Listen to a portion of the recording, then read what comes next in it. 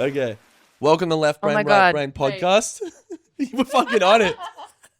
It's Hi. gone. It's happening. And today I am Left Brain and Right Brain because who needs co-hosts? I don't know why I keep looking at him. I probably will be looking at him a fair bit.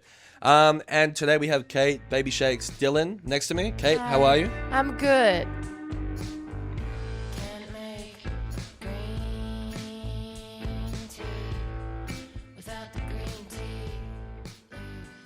Kate, I want to congratulate you on two things. One is the album, Mega Flower. Thank you. Incredible. Thank you. The other thing is Iggy Pop. Is this a real thing? Iggy Pop shouted you out recently? Yeah, actually, it's so funny. You're like, is it real? Because some people like fake that stuff. Hey, Yeah. it's That's real. not cool though. He's like one of the greats. We know. Yeah. Well, Australia doesn't really know though. You know what I Yeah. mean? Like I think his legacy is starting to get forgotten. Well, I really dig that radio show just even before getting played on it. Which Like, show was it?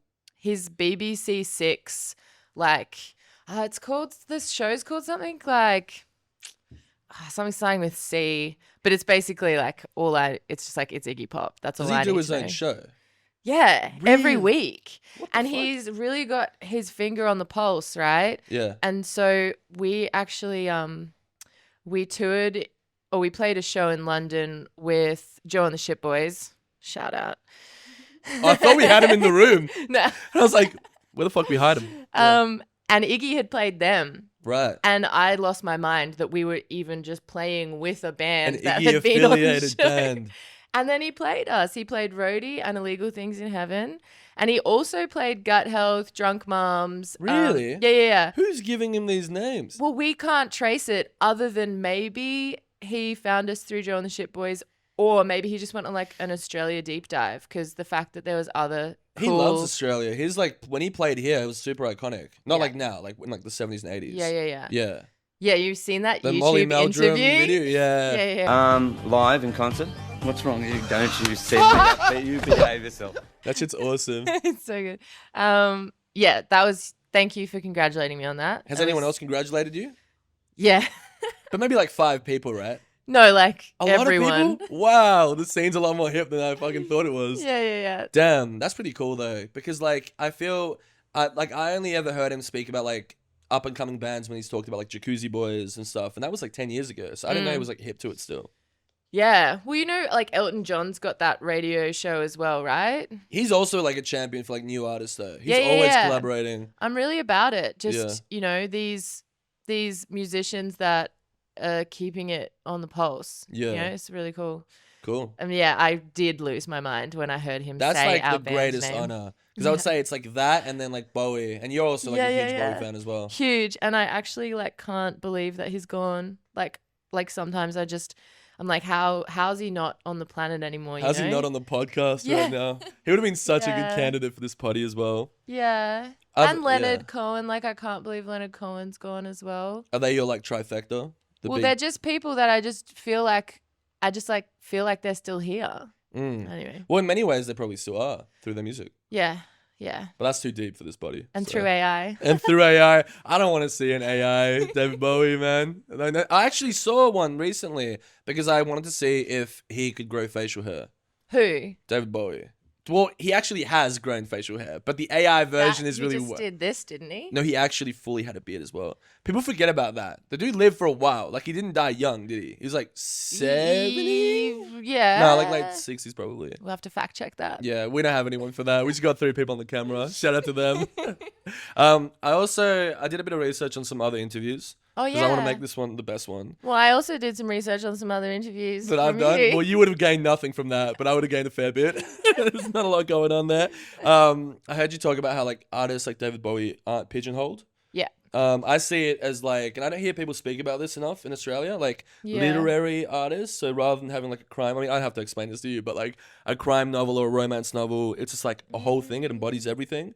You're talking about that, right? As like Yeah. an artist, like you want to be that kind of an artist. Yeah, totally. I'd never thought of it in terms of literature.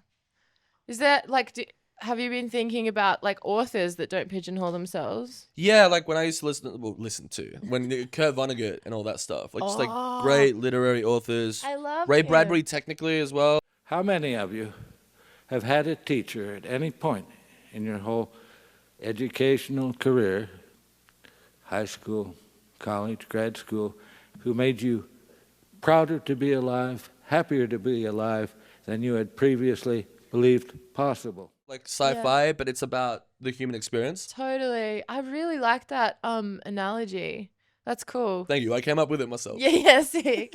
Yeah, no, it is important to me. Yeah. Just because I think particularly like super young artists, I remember being in a share house with a bunch of friends from my like music degree, and like one of our biggest concerns in the house was like, oh no, like I'm writing electronic music, but I also write folk, and It's I also the write classic conundrum. yeah, and like it is like an early days kind of dilemma sometimes. But then I think artists get like, okay, well I'm gonna be this now. And I just didn't want to forget about all the other stuff that I still want to make, and like not be scared to like also not just like sever myself from all the other things. And I hope as I grow as an artist, like I'll become more tactful in like my voice, but also all the things that are a part of it. You can definitely hear it. Oh, thanks. Like from the transition from the 2 albums. Yeah. So I guess for me that's like the capital A authenticity, right? Is to not like, obviously I'm not going to be, you know, distasteful with it. Yeah.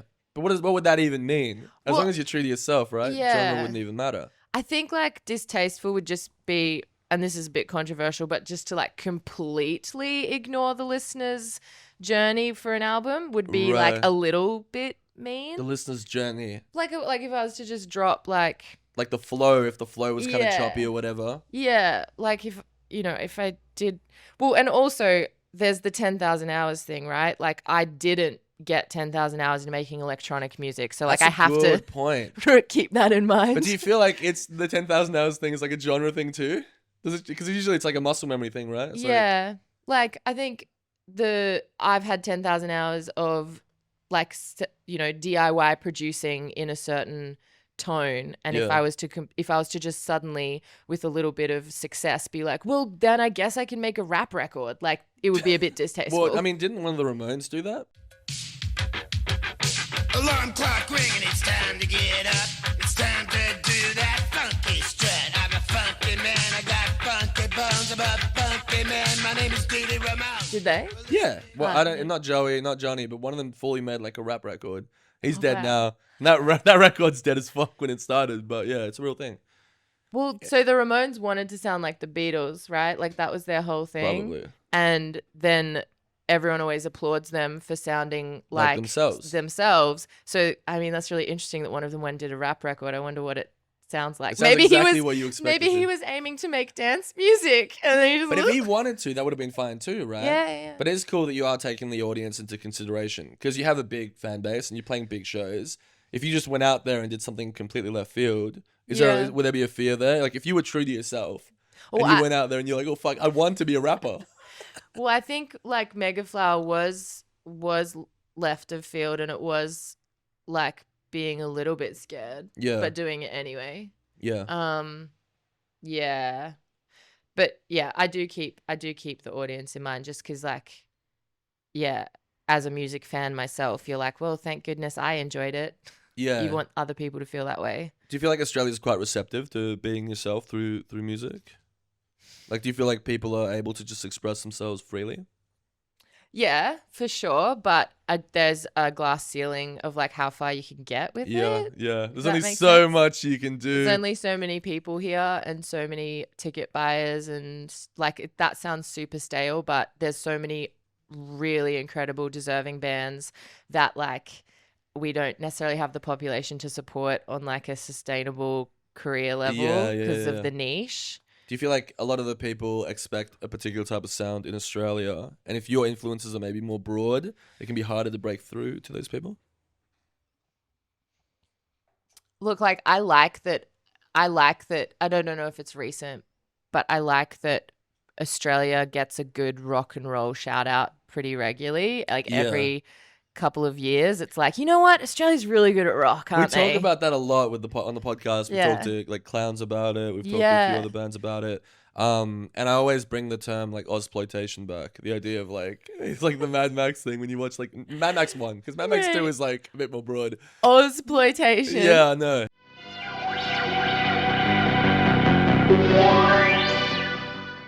People, I think I coined the term for a new era. Actually, I don't know if people use it anymore for music. I don't think anyone's ever used it for music, but I hear it a lot. It's like bands who it's easy for like an American listener to enjoy it because they want a savage Australia. They want the bogan. They want, and your music isn't like that at all. Right. Well, I mean, I'd beg to differ that Diesel Forever is a little Mad Maxy. No, for sure. Yeah. But the Aussie kind of side of that, obviously the Mad Max side. Yeah, of course. It's so funny. Like you can say all you want, but the minute you get to America and they're like, "Oh, you're Aussie," you're like, you're just gonna eat it up and be like, "Yeah." Like, you love just, like, me. accept it. Yeah. And you don't realize like how the Australian accent sounds until you hang out with like a bunch of Americans or Canadians, and then it starts to really come out. And you're like, "Holy fuck!" I get getting teased for saying no. No, I got teased so much in LA for going, no. I get teased for saying "gone." Go on. Yeah, I'm not really happy about that, actually. I'm bilingual, so I shouldn't be getting bullied at all. I wanted to ask you about sort of tone as well. It's the first thing I wanted to ask you about, like not like more like the vibe rather than just like guitar tone. There's a thing that happens when I listen to both your albums in some songs, like West Side and Roadie and NY to LA. There's a tone that I don't know if you've ever heard of Os Mutantes before.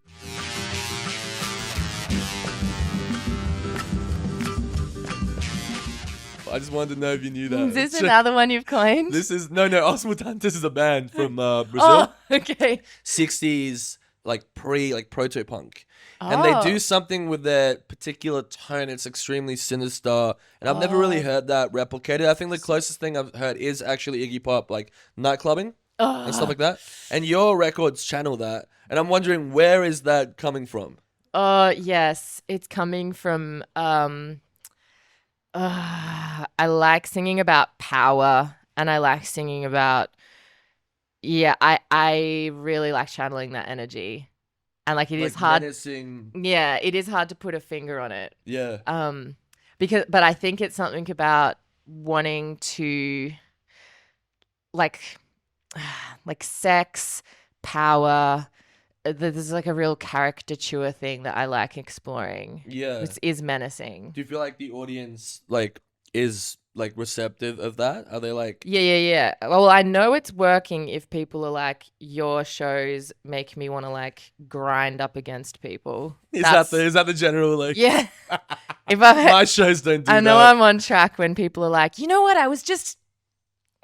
Yeah, I wish I could do that with mine. People just want to quit their jobs after mine. I think also like a key part of that genre is the slow strut. So like I can say power, I can say like menacing or like sex appeal, but a slow motion strut is very pivotal to my songwriting process. Right. Like just that is a power, right? Thank you for demonstrating. Yeah, it's important. I know what you me. mean though. It's like a Colossus kind of thing happening. It's like Yeah, and I just can't. I'm speechless. That's how important it is. Your Instagram says, I don't know how to, and I studied, like I have a Bachelor in Fine Arts sort of, but I don't know how to pronounce Sort it. of? Is it Data? Yeah, because I dropped out 2 years in. I still claim it though because I learned a lot. Dadaism or Dadaism. Oh, Dada. Dada? Yeah. And your Instagram says you are a lead Dadaist in your band. Yeah. What are some of your art influences? Well, firstly, shout out DJ Rights who tagged that name for me in an article. I really appreciated it. Yeah. That's cool because you can never give yourself the nickname. Yeah. But I saw it written and I got goosebumps and I was like, he sees me. Yeah. What was the question? Dadaism, art influences. Yeah. Like visual art influences, rather. Okay. I know it's a tough one. I have a list. So. I did English literature in my high school in Gympie, and it was probably like the most life-changing like curriculum that I could have gotten. Yeah, and right. my teacher, Ed Morris, just like taught us about Jung and Freud and In a literature class. Yeah. Shout It out. was really cool. He wrote the curriculum. He was literary. Yeah, he Yeah. was literary. He taught me about, like, I really got into Adorno at a point. He talks a lot about, like, culture. I think, like, he's definitely been left behind a little bit, but there's some chapters that I, like, really osmosised. And Dada is, like, a part of that curriculum that I just adored. Yeah. And then it does start to, like, my memory's not really good, so I'm not great at, like, referencing, like, names. But for me, like, it started to get into, okay, I'll try my absolute best. I just need a second. But it's like,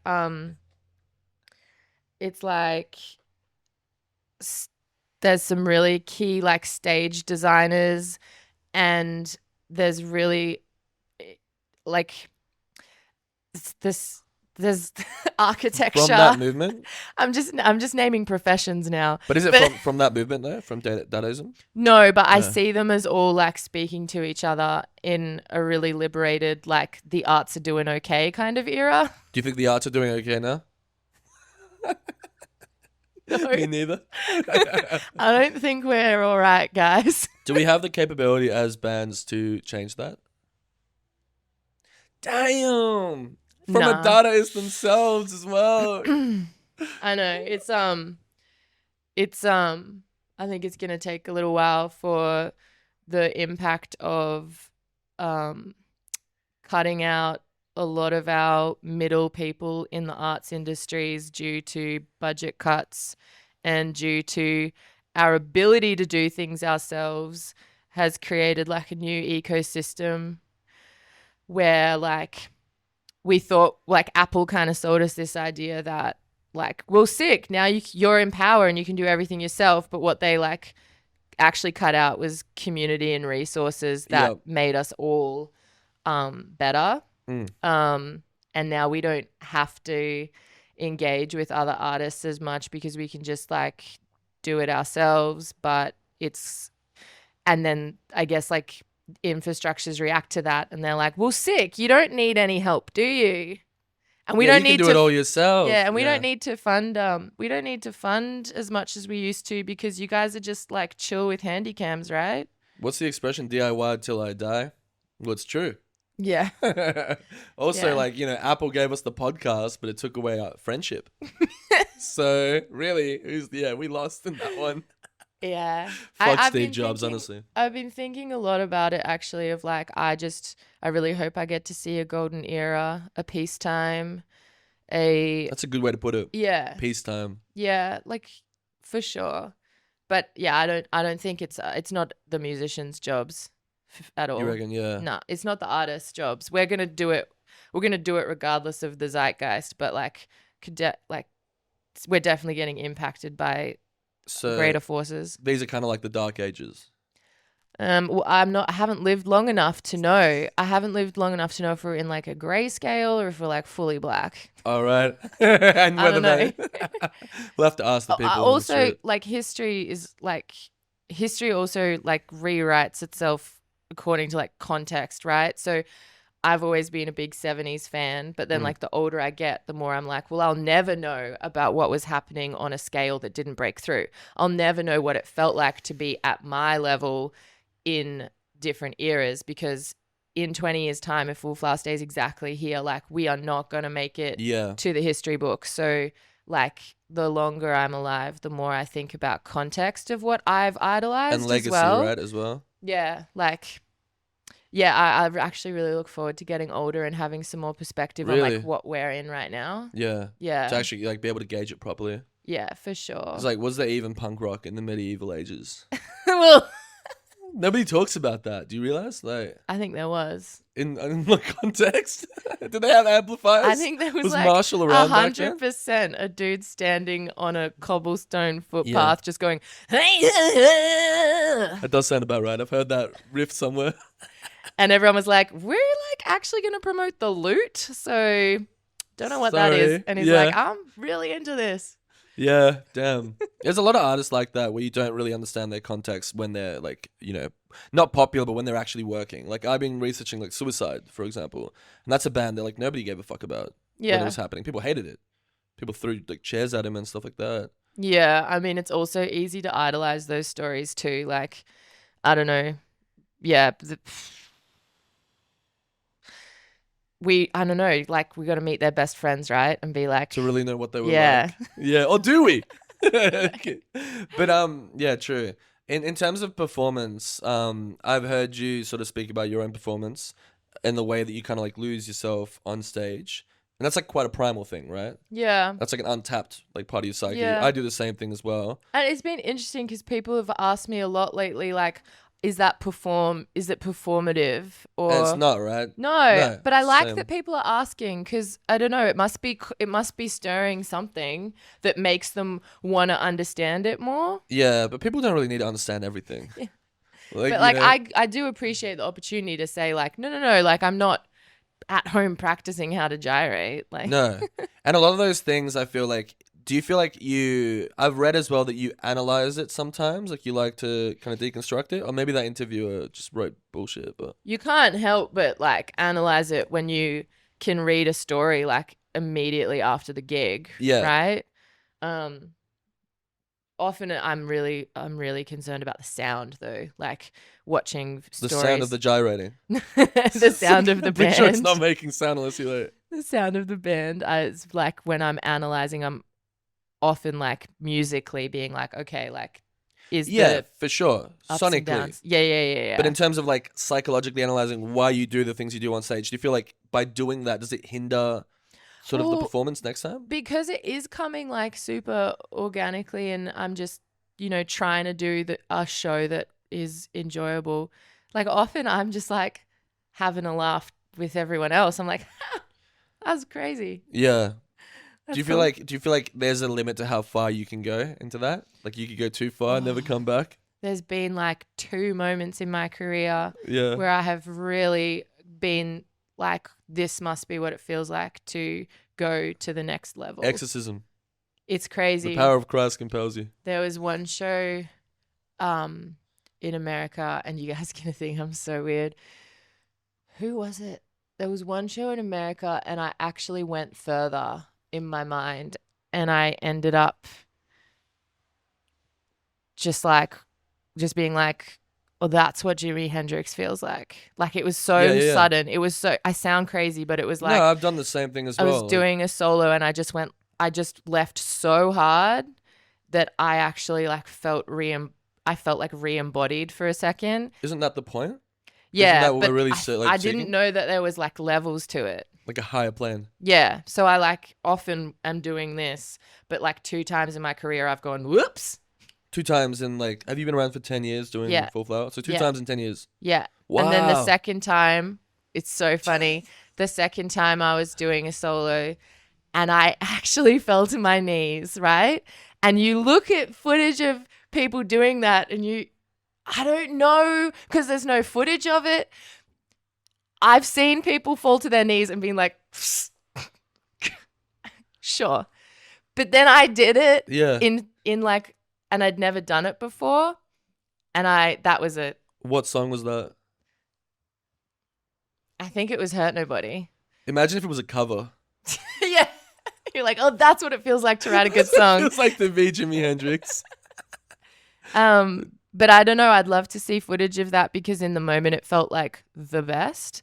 But then I wonder if people fall to their knees if they've tainted the process because they're not doing it for real. Yeah. So you felt Maybe. your needs, like, it was like your knees buckled basically. And I skidded across the stage in my tights. Really? Holy shit.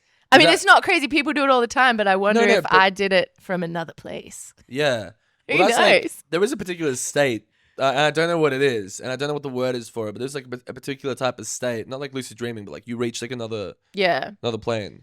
But look, I hope this says something because like I'm not scared to talk about it. So I think that speaks a lot to like no suspicion, no like what do they call it? Like, click 3 times and you'll have a good show. Like none of that. No, Like superstition. no superstition. Is that what I said? That's what Suspicion? I said. You have to rewind it. I don't really know what Suspicion I'm and saying. superstition. Yeah. The root of the word is sus. Shit sounds sus to me.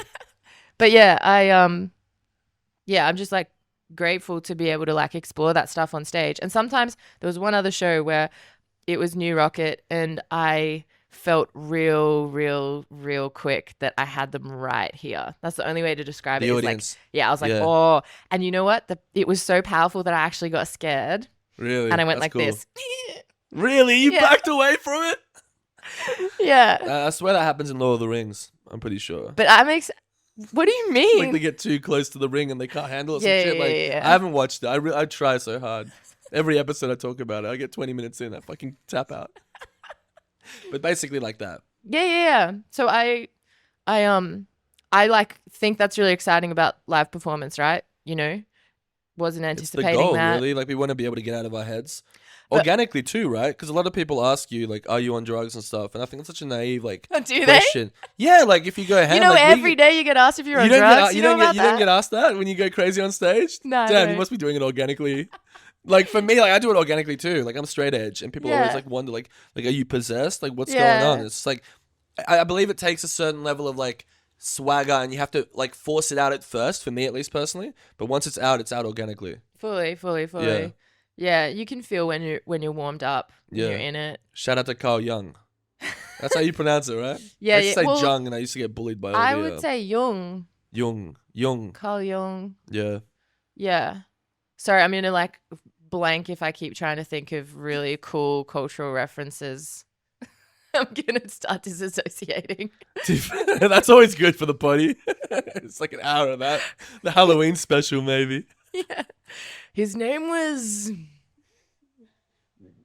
Do you find that you're like more or less critical now, not of your performances, because we can write a book on that now, but like of your like songwriting now that like you're 10 years in, or less critical? Less precious.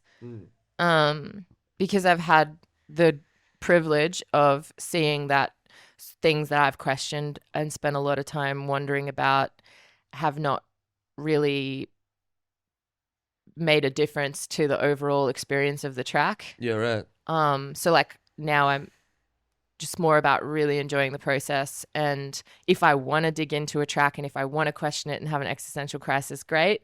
But I also have some examples now of things I felt uncomfortable with and put them out anyway, and they went really well. So Yeah. there's a little bit more data there to understand like that I'm not the center of it, and that like my job is to do the best I can. Because when you started it, were you writing it all by yourself initially? The first I like, few still years? am. You still am? Yeah.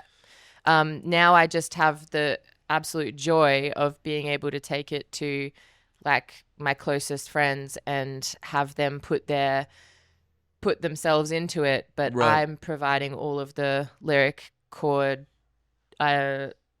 like structure Yeah. of what we're doing. So you said your closest friends, were they My band. were they your best mates before they were your bandmates? No, but you quickly like get to love everyone on a deeper level. Yeah, you do. And you also get to hate them too. Yeah, it's so special who you choose to be in your band, I reckon. Yeah. Yeah. In the old days, they just put you in a band.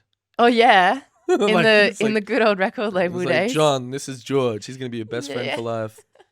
I want to talk about NY to LA. Yeah. Is that autobiographical? I don't know which point that would have been.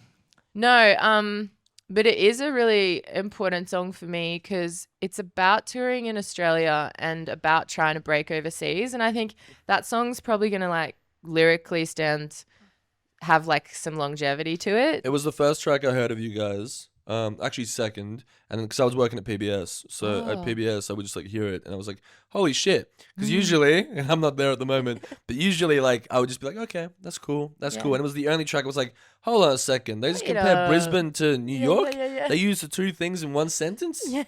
Nobody ever uses Yeah. it. There seems to be this like big divide, right? It was so Yeah. far away from everyone else. Yeah, I just like was really satisfied with those lyrics because I'm basically speaking about how doing like touring in Australia is and it's no shade. It's just Brisbane, Sydney, Melbourne is all you can do to a certain Brisbane level. to Brisbane. Yeah. Have you ever done Brisbane to Brisbane? Yeah, I've done Brisbane to Brisbane. I've done Does Brisbane one to do Brisbane to Brisbane to Brisbane to Brisbane? Brisbane to Brisbane. That's a lot of Brisbane. Yeah. Have you played the? I'm gonna butcher the shit out Yeah, of this. The Tivoli. Tivoli. Yeah. We played it and it went off. We did New York to LA at the Tivoli. But the point of the song is to be headlining the Tivoli, and the idea was, you know, if everyone bought a ticket, we could play the Tivoli. Shit, did you get that? That was like that was a live performance equivalent. That when you played that song, did the owner of the Tivoli, I imagine like a Colonel Sanders type guy, Yeah. was he in like the stands at the back, just like shaking his head, be like, I said you could play this place, but I said you couldn't fucking say that line. No, everyone loves it. It's a positive thing, right? Yeah. It's like shout out to a venue that is a meaningful capacity that has a lot of iconic shows. And I was just driving around Brisbane and I was like, what's this city got? Like 4,000 million people in it. And I was like, if everyone bought a ticket, We can play there. we could play there. Probably And do just more than play sometimes there. it just spins me out sometimes how like it is a huge deal to sell, you know, a 300 cap room in your course. hometown the first time you do it. And I was driving around, I was like, that's what percent? That's like the tiniest percentage of our population. And, Yeah. and like we hustle for years to be able to get that many people in the room. And I just am like, what is everyone doing? They're just like working their architecture jobs. Like, Yeah, what are What they are they actually doing in their doing? spare time? They're watching What are they- Netflix. That's one of the yeah. things. Which is But even it- good. Like Amazon Prime's better. Like No think shout out to about Amazon, though. how there is literally 4 million people in that city, and like, Do we have to go door knocking? well, yeah, I've thought about having a mascot with flyers. You already have a mascot, technically, right? That The thing. monolith. No, not the monolith. I'm well researched. I'm not gonna just say that. Although we probably will draw the monolith into the like animated segment if you want. We can just That'd have it be there eerily, sick. like a small monolith. I'd love Is that. it still a monolith if it's small? Yeah. Well, Monolithic my is- mum's really, really particular about the wording. She says it can't be called a monolith. She said it has to be called a column. What? I don't know, the semantics of monolith or something. But the mascot isn't that. It's for the Okay. other single. For the devil. Which one's you got that like furry thing? What's that furry thing? My hat? No. Well, yeah. Is it that? Would you call it a hat if it has eyes? I don't know what you're talking about. You know how you're holding that like decapitated like furry thing? Maybe I didn't look at the EP cover. I could pull it up. Do you know what I'm talking about? No, hold on. Wait. It was made by Yeah Rad. Yeah Rad. I know exactly what you're talking Know what you're about. talking about. Sorry, I was really ready for you to have the wrong band just then. No. I was like, ain't Hey, me, babe. I got no sleep last night, but I don't fuck up like that. Yeah. No, you're so right. That thing's really cool. Does it have a name? No, actually. Tivoli. Yeah, it was made specifically for the album cover, and like, wow, we're so lucky. We're so lucky to have friends who can do that stuff. Have you taken it on stage? No, so inside of that thing is like Asbestos. fencing wire. Oh. And it's actually like pretty hectic. Have you seen that old gothic movie where there's like a helmet and it's got wires all into it and it's like it like spikes the person? It would have been like that. That would have been extreme there. Yeah, that's some Jimi Hendrix shit. It would be cool to see that on tour though. Yeah. I think we were planning on having like a display of all the masks and the monolith when we played the Triffid. Yeah. But it like the anticipating an excited crowd with like art pieces and a like 2 meter tall metal monolith, it just got a bit like health and safety. You reckon like the monolith might fall over? Crush the whole crowd? We have to sandbag it. Really? Yeah. Like 4 sandbags? So my dad got 4 made here, it, yeah. and my dad's a sheet metal worker, and he did like an incredible job. But I don't know. Also, to keep it in good condition, like it's mirrorless stainless steel, so like one thumbprint, and it's less iconic. So Right. we have to shine the hell out of it if we ever use it live. It's the same with me and my polarized sunnies. Yeah. Yeah. One thumbprint is fucking And it's useless. It's not that the monolith like is unstable. It's more just like if someone was to like accidentally fall on it, then you got like How big is it? it's like 2 meters tall. So it's my height. Yeah, I'm 203. but it's really heavy. Right. It's like 60 kilos, I think. Okay, so half my weight. Why are you making it sound less iconic? No, because I'm really tall. I'm just saying, like, Okay. no, it's iconic. Like, you have a monolith. Like, chill. Like, that's all It's you a need. standard sheet of stainless steel times 2. Okay, and where is it? It's currently at my parents' house in Gympie. Okay, did we just dox the monolith? People My are on dad, their way right now. my dad. Oh, you know what was crazy timing? These artists in around the world have been doing similar installations, and they've been appearing in like the middle of the desert or like middle of the bush, and like it's unidentified who the artist is. Yeah. And it was cool timing because they just had done another installation in the middle of the desert when we did the record. Yeah. But my dad wants to install it in like the Gympie Memorial Park and just That'd be awesome. I'll put it in like an art gallery. Yeah, he wants to do it like Banksy style. Yeah. We nearly met Banksy actually the other day. No, you didn't. No, we did because we went with we did interview a guy called we can't actually say his name here. Everyone will know what it is anyway. But he's mates with Banksy, so he basically told us that it wasn't Massive Attack, which I always thought it was Massive Attack. Like Banksy was a member of. We are literally 1 degree away from That Banksy. makes me too. Yeah, the 2 degrees away from Banksy. We're gonna get him on the fucking show. But I did a lot of Banksy research. Yeah. I think we know who he is. Who is he? Is he me? No, Is it? he's Aaron? the most obvious one. Oh, it's Banksy. Of course. Duh. So I'm obsessed with the monolith. Wait, can I just say I don't want to really know who Banksy is because I think in everyone's mind he's really hot. Like I think we No, have like he's a not. hot bias to Banksy and we're like, I've you never imagine Banksy, considered you're it. just like, oh, he's such a babe. Banksy's and I a 6. honestly think if there's any reveal, everyone's going to be like, you know, I kind of saw him different. You think Banksy's like a really attractive guy? Yes. Wow. But no, I see Banksy you as a see really attractive Banksy's guy, really but I have a feeling that like that's maybe an impossible thing. Yeah, people know who he is if you grew up with him and you like mates with him. Really? But there's I was gonna say bro code, but then there's like a code of honor basically. Yeah, Don't dox Banksy. Yeah, okay. You just don't do it. Do you feel like the monolith again? I'm going back to it again. Yeah. Do you feel like that's it reminds me of when I saw it, it reminded me of like, do you remember like the Jungle Giants covers when they have those like pieces of like abstract art and sometimes they're like in nature? It reminded me of that. It's like similar kind of vibe as well. Yeah, they did those cool Greek columns and floating objects. Yeah. Do you feel like the monolith, this is the last thing I ask, is the monolith like recognizable to the point where if it went to a cafe somewhere, it would get recognized as being your monolith? The monolith is as recognizable as me. So if I go to a cafe, am You I got recognized recognized? recently. You told us I that did get before. recognized recently. Yeah, I reckon the monolith is as recognizable as my face. Right. So it definitely depends on context. How do you handle being recognized in public? Are you real humble? Yeah. That was a humble response. Yeah. For sure. Has touring gotten easier since you started? 10 years like later, is it easier now to do a tour of Australia? Yes. Have you done many? This is the one thing I haven't researched because Yeah. some things need to be fresh on the Hey. show. Ignorance is bliss sometimes. Have you done European and US shows? Because you played LA, but was that with Full Flower? I was with another project, but I have done. So this recent UK tour was our first time Full Flower, like proper tour Yep. off our own back. And that was really emotional because we played London as the first show and it just went off. Cool. And we just like, everyone was so emotional just being, there's so much that goes into getting to the UK. And it was really cool. What's the craziest, most fucked up shit that happened on tour abroad? Probably the night with Coffin. Is this a story that you've told before? Nah, Excellent. sick. Do proceed. Night with Coffin in Manchester.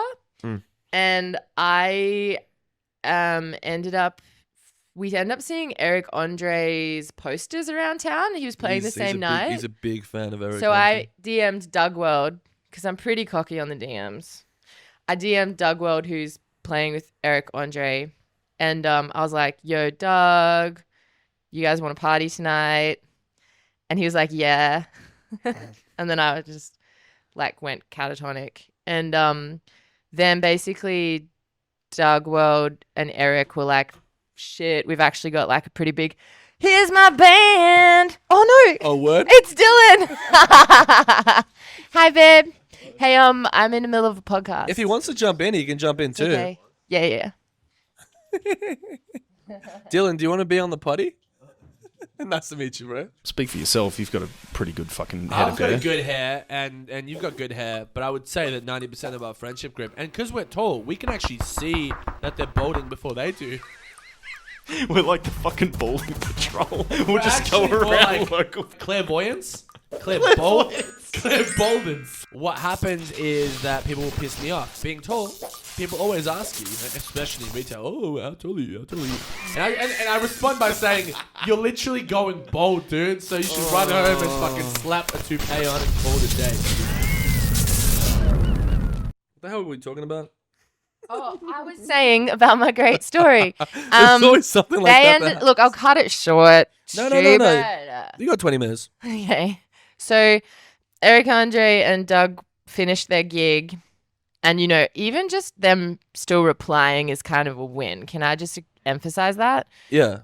So then Doug was like, look, we looked at our schedule. We've actually got like a super early day tomorrow, like going to have to tap out. But by that point, I'd already told Coffin that we were going to party with Eric Andre. Right. So we all found, they showed us this really cool bar, and we had a really fun night. And Eric Andre. No. Fuck, Coffin. man, now you make it sound like my story's lame. We basically partied with Coffin and the band who supported them called Mr. Strange, which was really cool. And no, they supported Coffin. And yeah, it was great. True. But it was a big night. Big night. It was a big night. Okay, true. Who parties harder, you guys or Coffin? Actually, you know what? Coffin? We don't No, talk about Coffin. partying. We don't talk about partying on the show. Yeah. No, You already I did think a show like Coffin that. partied pretty hard. They're They're more experienced too. Like we're like little mentees. of Coffins. Yeah, like they do the UK all the time. Really? And we were like, whoa. And they were Right. like, welcome It's to Manchester. nothing. It's just average. Yeah. I feel like Yeah. once you know the right person, Yeah. they can like help you. Like, is that how European tours go? It's Well, like, yeah, crazy. Every city you run into an Australian band. Really? Yeah, like I was in London and I just caught an Empty Threats show. Oh, true. And We played with them, yeah. Our mates Platt Sex. It's just like, it was really silly how many Australian bands were playing. I just like want to make sure that I Keep can it do local it all. as well, yeah. Like I want to be able to be catering to like the whole thing. Do you feel like a part of your identity is like quite Australian based too? So to kind of lose that would be to lose a part of you? Yeah, totally. And yeah, it's a tough game, but I basically like don't want to abandon ship on any of it. Mm. Well, cloning is a thing, right? Like they did clone that sheep once, and Yeah, then no that one ever guy- talks about that it. guy got Like that sheep arrested. got too big. What do you mean he got arrested? The guy who made the mountain goat, For the brewery. no, the guy breeded a huge giant sheep. He bred a mountain sheep with another giant sheep, and then he got arrested. 'Cause it was like- we're not talking about the same thing. Okay. We're talking about the cloning of Dolly the sheep. Yeah, We're talking about yeah. some crazy breeder out God knows where. Yeah, That no, true. information is probably not even released to the public. That's some No, insider no. shit. No, I saw it on some news website. I was just like really impressed at the size of the sheep. It Was was, it big? huge. Bigger than the monolith? No. Oh, like huge. Debatably, there's no. I'm sorry, there's no 2 meter sheep. Actually, there is Like, one no. at the NGV right now. No, I There's think a it's full horn. 2 meter sheep at the NGV. It's a fake one, but I think its horns were like 2 meters, dude, the horns are 2 meters. of this giant sheep. Is it still a sheep if it has horns? Is it satanic? Maybe What's it was a going on here? goat. Oh, is there? I didn't know how to like phrase this because I just sound like every like interview person ever. But there seems to be a theme with like hell a lot in your records and heaven. Sometimes I've heard Yeah. one heaven. I've heard like probably like 6 hells. There's like references to the devil and stuff like that. Where's that coming from? Well, I think everyone has like a sense of existentialism on their mind. Mm. It's a universal theme, right? Like Yeah. death, the afterlife, What's death? the unknown. Yeah. So playing with that in cinematic terms is really universal, I think. And I'm not like I I guess I actively don't shy away from playing with those themes because they're just there's just so much to explore. Yeah. And they're powerful terms, like a lot of history and a lot of context that you can play with. A lot of history to the word devil and hell. Yeah, a little bit. Probably Yeah. at least like 3 books on it. Yeah, probably 3 books. So yeah, I don't like it's I'm not like working through anything, you know, I'm not like figuring it out, but it's I guess there's a lot of love songs too, right? Like Yeah. I just find a songwriting approach is really fun when I don't know, I can explore some like darker stuff. Well, you're definitely painting like a picture. Like in the devil. Is it just devil? It is just devil. It's devil I know. Yeah, and then like my EP was called Death or Hell. Death or hell. Yeah. The track, like honestly, I love that title. it's great. There's a place in Japan, if you guys ever play, they're called Deathmatch in Hell. Oh yeah. And it's all like horror, B-movie. It's like world famous. So like all sorts of people have been there, like Nick Cave and all that. You know what's interesting though is I'm not like a horror fan Really? at all. Like I can't watch scary movies. I Really? don't like psychological thrillers. No, me or- neither, to be honest. Yeah, and I don't like. I'm fine with gore, but I don't. I'm more about the Mad Max. I'm more about the power. I'm the same. I think there's a correlation in that, like from a personality vibe. It's like Yeah. like losing yourself on stage. Well, you don't really need to watch a movie Yeah. and fucking. I'm you more know. like dystopian ilk than Yeah. like horror ilk. I think there's more to that you can kind of grasp. Yeah. The other stuff is more like, oh, I feel bad, but this stuff is like, oh, I can actually kind of analyze other themes through this art. Yeah, I really like dystopian stuff. I really like the idea of being able to build things that wouldn't be government certified. Like Yeah. imagine driving a car that just like didn't need to be registered and you Imagine, could like attach my Commodore literally parked outside. you could just like attach anything to it and like yeah. I really like that. Yeah. I can't ask you to go through every single song. We got 9 Okay, minutes, and we're okay. very like good with scheduling, obviously. I wanted to ask you to kind of like just explain to me a little bit more. Go into the song. My favorite song is "Sleep." Oh yeah. Can you tell me a bit more about that track? Yeah, like sometimes at live shows, the audience has already sat through like 2 bands, right? Yeah. And I have a really sentimental attachment to the end of albums that finish with kind of a like a send home song. Yeah. Like on the Jackson Brown record, Running on Empty, he ends on the song, stay just a little bit longer. And it's like a dedication to the roadies. Yeah. And he said, oh, it's such a Which good you've song. done as well. Well, Is Roadie a dedication or is Roadie a fuck you to the Roadies? okay. So basically, I love those cool down songs. Yeah. And I like to put them on every record, and I have. And Sleep for me is like, whoa, hell yeah, we did a rock show, but now I get to go to bed, you know? And, Yeah, right. And it's like a so long, farewell, like have a good night. Yeah, And being like, it's okay to be tired. Yeah. Like, now I get to sleep and you get to go home. Like, I see you. oh, Like, it's dedicated to the crowd. yeah. True. Oh, yeah. Well, now I get to sleep and you get to go home. Like It's fucking this. awesome. Yeah. And it's definitely like a studio track too. Like you were able to do stuff with your voice on that track. That like, Yeah. can you do that live as well? Do you put some effects on? When the we vocals? have a touring soundy, we'll be able to do it, but not right now. I just have my vocal pedal that allows me to do like pretty basic effects. vocal pedal. Yeah. I've talked heaps about it. It's a V20 Boss pedal that I've been using the whole Write time. that down. Yeah. So, I actually don't play Sleep live because the structure of it is super kooky. I entered like a Rain Man space and ended up like making a right. chord progression that really made sense mathematically at the time, and now I can't figure out On what some the like code Zappa, was. Zappa level shit. I used to be able to play it because I'd be like, yes, of course, it's a 3 5 4 3 5 4 8, 8, 8. And There's now like a I've whole like grid to it. yeah, and I've completely forgotten the methodology. And now every time I play it, I'm like, what was that thing again? So the song is now like it's like lost in space. Or someone and time. can probably crack the code. But also I think what happened was I had a full code and then I went, oh, but this sounds better. Yeah. And now it's like kind of really hard to play live because the chords are so weird. Yeah. There's a pattern. True. But it's That's yeah. cool. I appreciate that it's one of your favorite tracks because I know it is, and for a lot of people, and I do love that song. But I just You reckon a lot of people want the heavier, harder, more abrasive stuff? well, no, people like Sleep. Yeah. I don't think it's heavy, is it? No. I'm at the other Oh, it stuff. does yeah. get heavy in places, but yeah, like it's cute that it's sitting there and people are enjoying it. Cool. Like Bones and Jones, they love it, and I love them. Shout out to Bones and Jones. Yeah.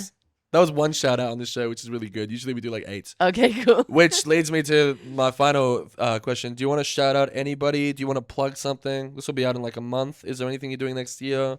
Yeah, I really want to just like keep shouting out Megaflower because I think it's really easy. You put so much time into your record and then it's easy to just be like, yep, cool, like leave that one for the history books. But I do really want that record to see as many people as possible. Yeah. And it's already gotten us so much love that I think I'm able to believe in it that like people will have a good time listening to it. For sure. It's a great record. Thanks. Yeah. And in terms of shows, like we're just constantly announcing stuff, so it is what it is. But yeah, I think the Megaflower thing is going to be a beautiful journey, and I have to remind myself that it's just at the beginning. For sure. And that it's not done. But yeah, I'm really excited for 2025. It's going to be we've already had so much support and love that like I'm not going to let you down, guys. It's quite energetic, right? To be able to get that as well. Because you've been working hard for a long time as well. Yeah, it's really special. And it's cool to have art that actually speaks for itself. And like you don't have to be like, oh, I need to make the next thing right now. You're sufficiently happy with it. You can just kind of like, enjoy it. Yeah, but I am about to, like, I do believe in quantity and I do believe in, Yeah, I'm the like, same as okay, well. you know what? Shout out King Giz. Shout out King Giz. Like, They get touring referenced the a fair bit, yeah. States, doing live streams every night. Like, shout out King Giz. You guys are, like, mentoring me without knowing it. Have you ever met him before? Yeah. Yeah. So technically they met you, but Yeah. so they know it. Yeah, they're an interesting band because they're one of the rare examples where everyone is like super driven. It's not just one person. Yeah. Like, channeling. It's like every single member is in charge, basically. But yeah, I think they're, like, really smashing through some psychological barriers of, like, what's possible for a band. It's definitely quite admirable, and I hope more musicians like take that into account too. Yes, well, I am. You're one of them. Yeah, the School of King Count Giz. me in. Fucking A. Well, yeah, this has been Left Brain, Right Brain podcast with Kate Babyshakes Dilllon.